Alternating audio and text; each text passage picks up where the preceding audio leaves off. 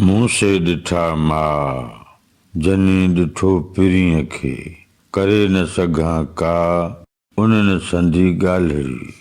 मुंहिंजे ख़्याल में हिन बैत जी सादी सम्झाणी हीअं करे सघिजे थी।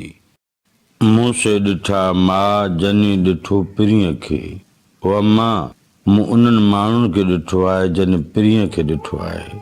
करे न सघां का उन्हनि संधी ॻाल्हिड़ी। पिरीअ त परे रहिया पर जन पिरीअ खे ॾिठो आहे। उन्हनि जी सूंहं सीरत मुतलिक़ आऊं को बयान कोन थो करे सघां।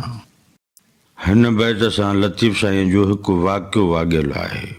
हिकु लंघा शाह अब्दुल लतीफ़ भिटाई तलब जी नियत ऐं इरादो करे मखदूम मोहम्मद ज़मान सां मिलण लंवारी शरीफ़ वियो।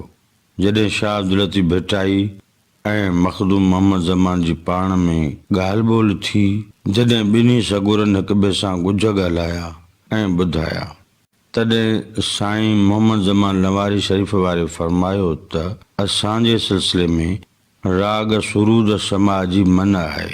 इन्हीअ करे अव्हां खे बि सुरूद समाअ खां परे रहणो पवंदो। लतीफ़ साईं मोहम्मद ज़मान लंवारी वारे जी इन पाबंदीअ खे क़बूल न कयो।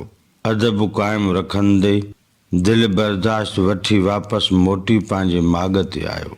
उन मुलाक़ात खां पोइ लतीफ़ साईं जन खे जॾहिं बि साईं मोहम्मद ज़मान लंवारी वारे जी यादि ईंदी हुई त पाण बेअख्तियार चवंदा हुआ, मुंह से ॾिठा मां जनी ॾिठो पिरीअ खे करे न सघां का उन्हनि संधी ॻाल्हिड़ी।